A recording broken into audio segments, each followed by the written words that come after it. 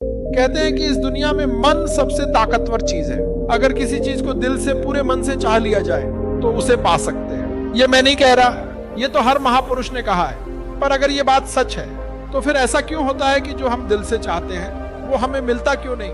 सोचो जरा, कोई भी इंसान अपने मन से तो कभी दुख नहीं चाहता, फिर भी वो दुखी रहता है।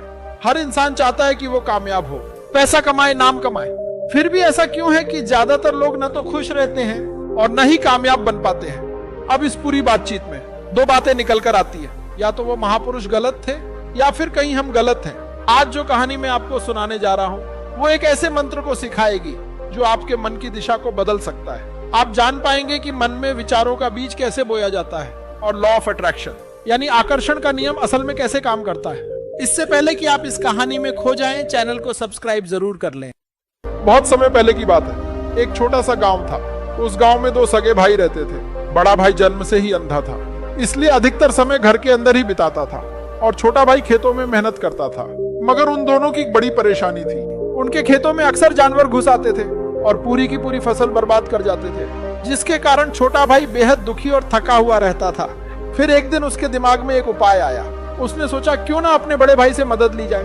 वैसे भी भैया देख नहीं सकते, लेकिन खेत में बैठ तो सकते हैं। अगर जानवरों की आहट सुनकर जोर से चिल्लाएं तो शायद जानवर डरकर भाग जाएंगे और हमारी फसलें बच जाएंगी। फिर उसने खेत के एक कोने में एक छोटी सी झोपड़ी बना दी और अपने अंधे भाई को वहां बैठा दिया। उसने बड़े प्यार से कहा, भैया जब भी किसी जानवर की आहट सुनो तो बस जोर जोर से चिल्ला देना। जानवर डर जाएंगे और यहाँ से भाग जाएंगे और हमारी फसलें बच जाएंगी। बड़ा भाई भी खुशी खुशी तैयार हो गया। उस दिन से वो खेत में ही रहने लगा। जैसे ही कोई जानवर खेत में घुसने की कोशिश करता वो जोर से आवाजें लगाने लगता। जानवर डर जाते और वहां से भाग जाते। ऐसे करते करते कई दिन बीत गए। अब फसलें भी बचने लगी। छोटा भाई थोड़ा राहत महसूस करने लगा। लेकिन फिर एक दिन कुछ अलग हुआ। खेत में अचानक एक हिरण भागता हुआ घुस आया। वो तारबंदी के ऊपर कूदा और भीतर आ गया और आगे की तरफ भागता चला गया। उसी हिरण के पीछे एक राजा भी अपने सिपाहियों के साथ खेत में आ पहुंचा। राजा की नजर सीधी उस अंधे भाई पर पड़ी तो राजा ने उससे पूछा, क्या तुमने इस रास्ते से कोई हिरण भागते हुए देखा है? अंधा भाई बोला, महाराज मैं तो देख नहीं सकता, पर इतना जरूर कह सकता हूँ कि जो जानवर यहाँ से गया है वो आपके शिकार के लायक नहीं है। आप अपना समय उसके पीछे लगाकर व्यर्थ कर रहे हैं। राजा हैरान हो गया। उसने कहा, तू देख नहीं सकता, फिर भी तू कैसे कह सकता है कि वो मेरे योग्य नहीं? अंधा भाई शांत स्वर में बोला, महाराज जिसे आप हिरण समझ रहे हैं असल में वो एक मादा हिरण है और वो गर्भवती है। मैंने उसकी चाल, उसकी सांसों और उसके चलने की थकान से ये महसूस किया और मैंने आज तक कोई राजा नहीं देखा जो गर्भवती हिरणी का शिकार करे। इसलिए कह रहा हूँ वो आपके लिए नहीं है। राजा इस बात को सुनकर चौंक गया। उसे यकीन ही नहीं हुआ कि कोई व्यक्ति जो देख नहीं सकता वो ये सब इतनी सटीकता से कैसे जान सकता है। राजा ने तुरंत पूछा, तू सच में अंधा है या मुझे मूर्ख बना रहा है? तुझे कैसे पता चला कि वह मादा है और वो गर्भवती भी है? इस पर अंधा भाई बोला, हे राजन, आंखों से देखना ही सब कुछ नहीं होता। कभी कभी सिर्फ सुनकर ही इंसान ज्यादा गहरी बातें जान जाता है। और जो जानवर अभी भागा है उसकी चाल में, उसकी थकावट में उसकी हालत साफ झलक रही थी। राजा थोड़ी देर शांत रहा। फिर उसने अपने सेनापति को आदेश दिया, उस जानवर को पकड़ कर लाओ। मैं खुद देखना चाहता हूँ कि ये सच है या नहीं। अगर वह सच में मादा है और गर्भवती भी है तो हम उसका शिकार नहीं करेंगे। सेनापति राजा से अनुमति लेकर आगे की ओर निकल पड़ा। कुछ ही समय बाद जब वह लौट कर आया तो उसने राजा से कहा, हे राजन, इस अंधे व्यक्ति ने जो कुछ भी कहा था वह पूरी तरह सच निकला। वह जानवर सच में एक हिरनी थी और वह भी एक गर्भवती थी। यह सुनकर राजा पूरी तरह अचंभित रह गया। उसके अंदर से कई सारे सवाल आने लगे कि जो व्यक्ति देख नहीं सकता वो ये सब इतनी गहराई से ये कैसे समझ गया? आखिर उसे कैसे एहसास हो गया कि वह एक मादा हिरण है और वह भी गर्भवती? राजा को अब यह रहस्य पूरी तरह जानना था। उसने तय कर लिया कि अब वो खुद इस बात की तह तक जाएगा। राजा सीधा उस अंधे व्यक्ति के पास गया और कहा, मैं ये नहीं कह सकता कि तुम वास्तव में अंधे हो या नहीं, लेकिन मैं तुमसे एक सवाल पूछने आया हूँ। क्या तुम सच सच उत्तर दोगे? अंधा व्यक्ति बोला, हे राजन, जो भी आप जानना चाहते हैं निसंकोच पूछिए, मैं आपको पूरी ईमानदारी से उत्तर दूंगा।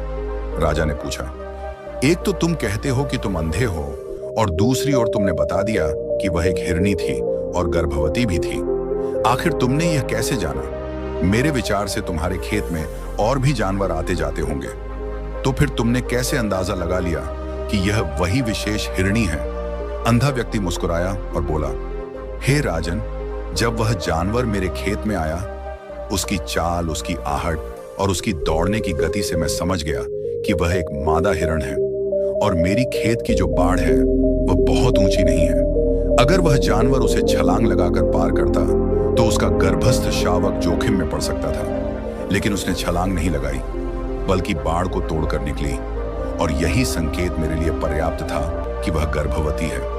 राजा कुछ पल चुप रहा, फिर एक और सवाल किया, तुम्हें यह कैसे यकीन हुआ कि वह हिरणी ही थी और न कि कोई और जानवर? अंधा व्यक्ति बोला, राजन, मैं सुबह से रात तक इसी खेत में बैठा रहता हूं। मेरी श्रवण शक्ति बेहद तेज है। आवाजों से ही मैं जानवर की पहचान कर लेता हूं। कौन सा जानवर है, कैसा है, क्या इरादा है, सब कुछ। और जब भी मुझे लगे कि वह खेत की फसलों को नुकसान पहुंचा सकता है, मैं जोर जोर से चिल्ला देता हूं, जिससे जानवर भाग जाए और फसलें सुरक्षित रहें। राजा यह सुनकर पूरी तरह संतुष्ट हो गया। अब उसके मन में इस व्यक्ति के लिए गहरा सम्मान था। यह आदमी भले अंधा हो, लेकिन यह तो बेहद चतुर और ज्ञानी है। राजा मन ही मन सोचने लगा। उसने तय कर लिया कि इसे यूं ही छोड़ना मूर्खता होगी। इसका ज्ञान मेरे काम आ सकता है। कुछ दिन बीते। राजा ने अपने सेनापति को आदेश दिया, जाओ और उस अंधे व्यक्ति को महल ले आओ। सेनापति तत्काल उस अंधे व्यक्ति के पास गया और उसे बोला, राजा साहब ने आपको महल बुलाया है। अंधा व्यक्ति समझ गया, राजा निश्चित रूप से कोई बड़ी बात कहने वाला है।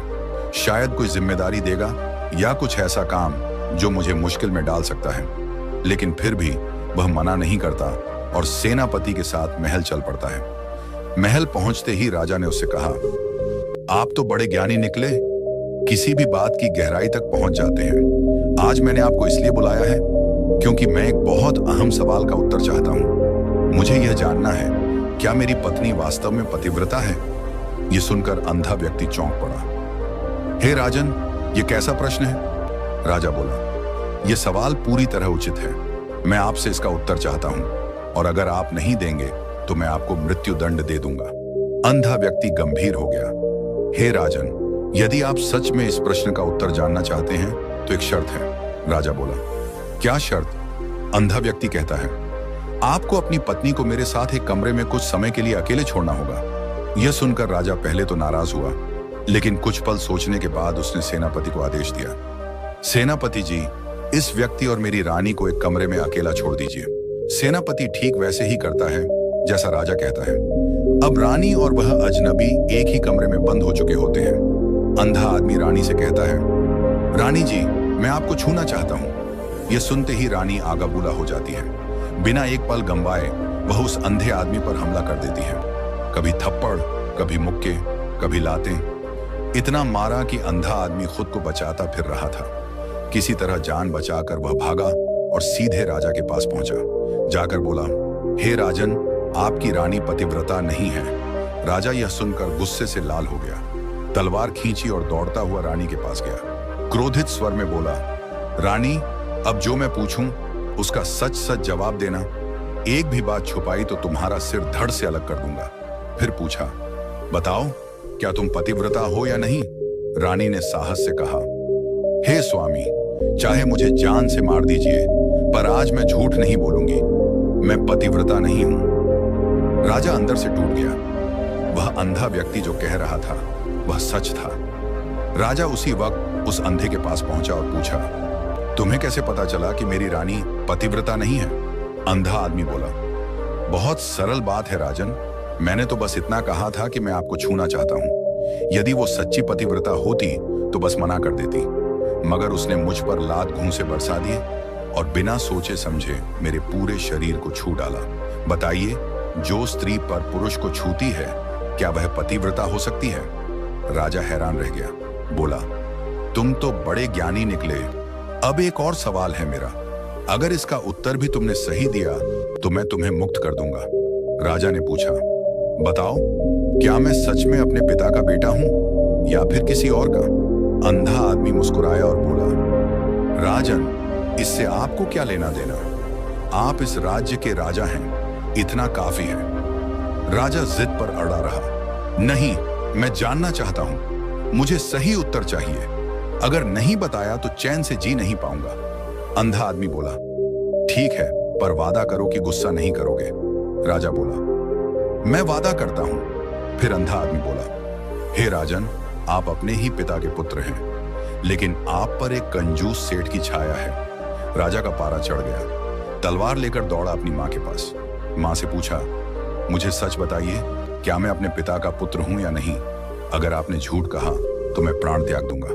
मां बोली, बेटा, तू अपने ही पिता का बेटा है, लेकिन एक बार जब मैं स्नान करके शीशे में खुद को देख रही थी तो मुझे शीशे के पीछे एक कंजूस सेठ की परछाई दिखी और वही छाया तेरे ऊपर पड़ गई। राजा हैरान परेशान फिर से दौड़कर उस अंधे व्यक्ति के पास गया और पूछा, तुझे ये कैसे पता चला कि मुझ पर एक कंजूस सेठ की छाया है? अंधा व्यक्ति बोला, हे राजन, आपने मुझसे इतने सवाल पूछे, मैं हर बार सही जवाब देता गया, लेकिन अब तक आपने मुझे एक भी इनाम नहीं दिया, इसीलिए मैंने समझ लिया कि आप काफी कंजूस हैं। राजा हंस पड़ा और बोला, तुम जो चाहो मांग लो, लेकिन पहले बताओ, तुम्हें कैसे पता चलता है कि कौन क्या सोच रहा है? अंधा आदमी बोला, हे राजन, मेरी आंखें नहीं हैं, लेकिन मन की बातें तो शरीर की क्रियाओं से दिखती हैं। इंसान की आंखें, होंठ, हाथ और उसकी हरकतें, ये सब उसके मन की भाषा बोलते हैं। राजा ने पूछा, तो क्या मैं भी किसी के मन की बात जान सकता हूं? अंधा व्यक्ति बोला, जरूर जान सकते हो, लेकिन पहले खुद पर काम करना होगा। मैं तुम्हें 3 तरीके बताने वाला हूं, जिससे तुम किसी के भी मन को पढ़ सकते हो, लेकिन पहले अपने मन को वर्तमान में लाओ, शांत करो और एकाग्र बनाओ। फिर बोला, पहला तरीका, आंखों को पढ़ो। आंखें झूठ नहीं बोलती। जब कोई व्यक्ति आपसे बात करते वक्त आंखें चुराता है, ऊपर नीचे या दाएं बाएं देखता है, समझो वह सच नहीं बोल रहा। अब तुमने दूसरों के मन को पढ़ना तो सीख लिया, लेकिन अपने मन पर कंट्रोल करना भी तो जरूरी है, वरना कोई दूसरा तुम्हारे अंदर की बातें पता कर सकता है। इसके लिए दूसरी कहानी को ध्यान से सुनना। इससे पहले कि आप इस कहानी में खो जाएं, चैनल को सब्सक्राइब जरूर कर लें। तो चलिए कहानी शुरू करते हैं। एक बार एक आदमी था जिसकी जिंदगी सिर्फ दुखों से भरी थी। वो जो भी करता अधूरा ही रह जाता। घर में झगड़े, बाहर ताने, मदद कोई नहीं करता था। ऐसा लगता था मानो दुनिया के सारे दुख उसी पर टूट पड़े हों। वो रातों को सो नहीं पाता था, आंखों के नीचे काले घेरे और मन में गहरी बेचैनी। कभी कभी तो उसे बुरे बुरे ख्याल भी आते थे, लेकिन अपने परिवार को देखकर वो रुक जाता। रात काफी हो चुकी थी, लेकिन उसे नींद नहीं आ रही थी। तभी वो अचानक से उठा और खुद से कहने लगा, अब बहुत हो गया, अब और सहन नहीं होता। मैं इस तकलीफ को और सह नहीं सकता। मुझे कुछ करना होगा, मुझे अपने हालातों को बदलना होगा। वह इतना व्यथित हो गया कि उसने निर्णय लिया कि वह इन सारे दर्दों से छुटकारा पा लेगा, चाहे उसे इसके लिए कितनी भी मेहनत करनी पड़े, कुछ भी करना पड़े, चाहे अंगारों पर भी चलना पड़े, लेकिन दुखों से मुक्ति अवश्य प्राप्त करेगा। एक दिन उसने अपने मित्र से पूछा, मैं अपने जीवन को कैसे सुधारूं? उसके मित्र ने कहा, तुम किसी बाबा के पास जाओ। बाबा के पास एक ऐसा मंत्र है जिससे सारे दर्द मिट जाते हैं, जीवन खुशियों से भर जाता है और धन संपत्ति भी मिल जाती है। बस जिस बाबा के पास वह मंत्र हो, उसे ढूंढ लो, तुम बहुधा सफल हो जाओगे। उस आदमी के मन में यह बात पूरी तरह बैठ गई कि कोई ही हवा उसका दुख दूर कर सकता है। और जब उसे सच में उस बाबा के बारे में सूचना मिली, तो वह तुरंत बाबा के पास पहुंच गया। उसने बाबा को अपनी तमाम समस्याएं बताईं और कहा, बाबा, मैं कुछ भी करने को तैयार हूं। मेरे इन कैद ए दुख से मुझे मुक्त कर दीजिए। जो कुछ भी आप बताइए मैं वह करूंगा, बस मेरे जीवन को सुधार दीजिए। बाबा ने उसे कुछ टोने टोटके बताकर समझाया, लेकिन बदले में उन्होंने डैन दक्षिण ली। कहा, यदि यह टोटका विधिवत किया तो तुम्हारे घर में सुख शांति बनी रहेगी। वह आदमी घर लौटकर पूरे विधि विधान से टोने टोटके करके लगा, लेकिन तीव्र प्रयास के बावजूद उसके जीवन में कोई सकारात्मक बदलाव नहीं आया, बल्कि विपरीत परिणाम आया। दुख और बढ़ गया। हर बाबे की सलाह ने उसे डैन दक्षिण ही लिया था और धन धीरे धीरे गायब हो रहा था, जिससे उसकी व्यथा दिन ब दिन गहरी होती गई। तब उसे लगा, बाबा के पास जाने से मेरे दुख कम होने की बजाय और बिगड़ते जा रहे हैं। क्या करूं, बाबा के पास जाऊं या नहीं? फिर एक दिन एक आदमी ने उससे कहा, तुम अपने घर में एक पंडित बुलाकर हवन करवा लो, घर शुद्ध होगा, बुरी ऊर्जा बाहर चली जाएगी। जाओ, वचन विधान से मंत्र उच्चारण और हवन कराओ, फिर देखो घर में सुख शांति लौटेगी। उस बात ने आदमी के मन में घर कर ली। उसने तुरंत एक पंडित को बुलाकर सभी विधि विधान के साथ पूजन हवन करवा दिया।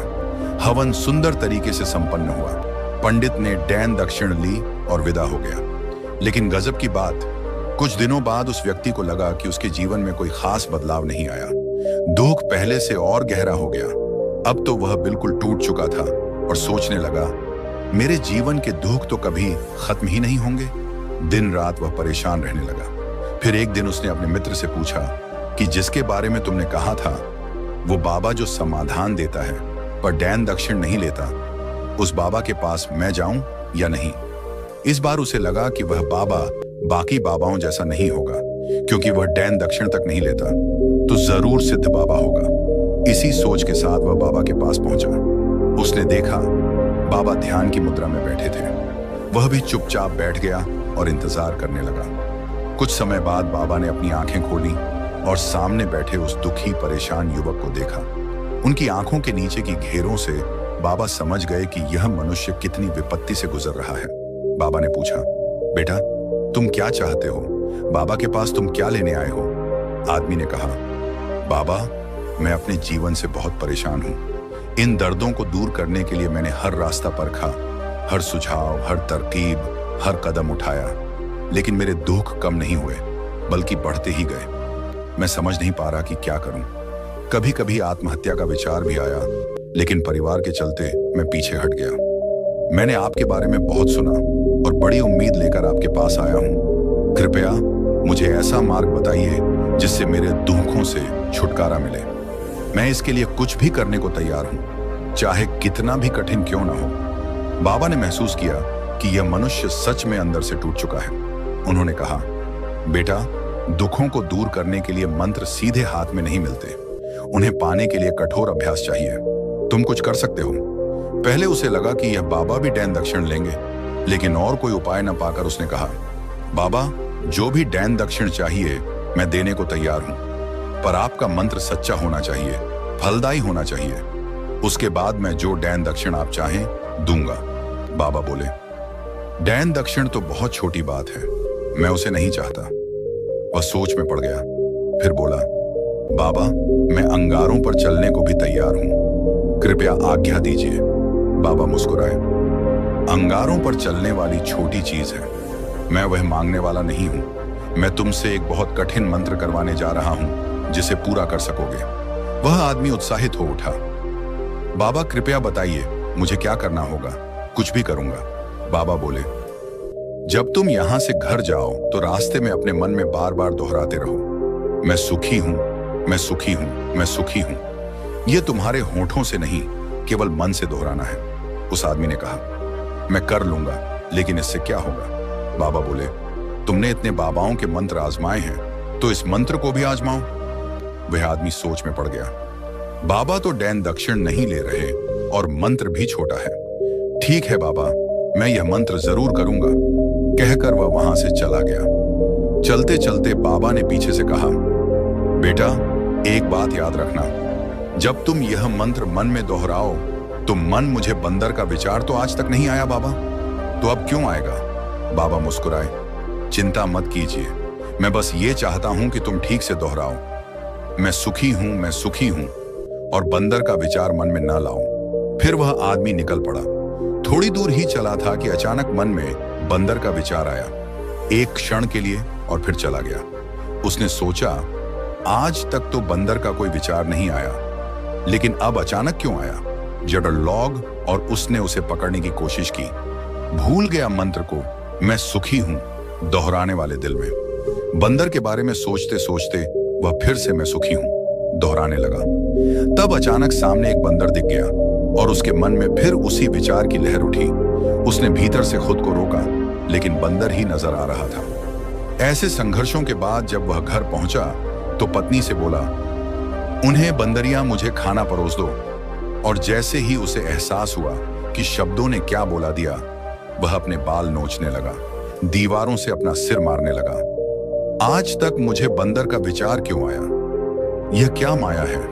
विचारों के इस चक्कर में वह रात भर करवटें बदलता रहा और रात भर सो ही नहीं पाया। सुबह होते ही वह सीधे उसी बाबा के पास आया, चरणों में गिरकर बोला, बाबा, अब समझ नहीं आ रहा कि क्या चमत्कार हो रहा है। आज तक बंदर का कोई विचार नहीं आया था, लेकिन कल से जब से आपने कहा कि बंदर का विचार नहीं आना चाहिए, तब से मुझे हर जगह बंदर ही बंदर दिखाई दे रहे हैं। मुझे तो आपके पीछे पेड़ पर बैठा बंदर भी खेलों पर बैठा दिख रहा है। बाबा, ये हो क्या रहा है? बाबा हंस पड़े। बेटा, मन का जाल समझना इतना आसान नहीं। बंदर तो पहले से ही तुम्हारे रास्ते में आता रहा है। जब तुम मेरे पास आए तब भी पेड़ों पर यह बंदर घूम रहा था, लेकिन तब तुम्हारे ध्यान में यह बंदर नहीं था, तब केवल तुम्हारे दुख थे। फिर बाबा ने समझाया, बच्चा, हम जिस चीज से भी दूर भागना चाहते हैं, वही चीज हमारे मन में गहराई से प्रवेश कर जाती है, वह हमारे भीतर समा जाती है। असल में जो चीज हम भूलना चाहते हैं, उसकी इच्छा ही उसे हमारे भीतर गहराती है। और जब तक हम मानसिक रूप से बार बार दुख से मुक्त होना है ऐसे सोचते रहेंगे, वह दुख हमारी चेतना में और भी मजबूत होता जाएगा और हम महसूस भी नहीं करेंगे। इसीलिए यदि तुम दुखों से सच्चे में छुटकारा पाना चाहते हो, तो दुखों के बारे में सोचना ही छोड़ दो। जब तुम दुख को भूल जाओगे, तभी वे सच में तुम्हारी जिंदगी से गायब हो जाएंगे। अक्सर लोग धूम्रपान छोड़ना चाहते हैं, शराब छोड़ना चाहते हैं, शाम को वादा करते हैं मैं गलत काम नहीं करूंगा, और फिर शाम होते होते वे उसी आदत में डूब जाते हैं। ऐसा क्यों होता है कि जो हम खुद कहते हैं वह करना मुश्किल हो जाता है? कारण यह है कि हम उस आदत को बहुत अधिक महत्व दे रहे हैं। जब भी हम किसी चीज को छोड़ने पर विचार करते हैं, हम उसकी इंपॉर्टेंस और ऊंची कर देते हैं। हमारा मन उस चीज के पीछे भागने लगता है। हमें उस चीज से लड़ना नहीं चाहिए, बल्कि उसे बिना सोचे ही अपनी जिंदगी से गुजरने देना चाहिए। और यदि हम इस मंत्र को समझ लें कि जिस चीज को हम पाना चाहते हैं, उसे अपने अंतर्मन में स्थान दें, और एक बार वह लक्ष्य हमारे भीतर दृढ़ हो जाए, तो फिर सफलता स्वतः हमारे पास आएगी, बिना किसी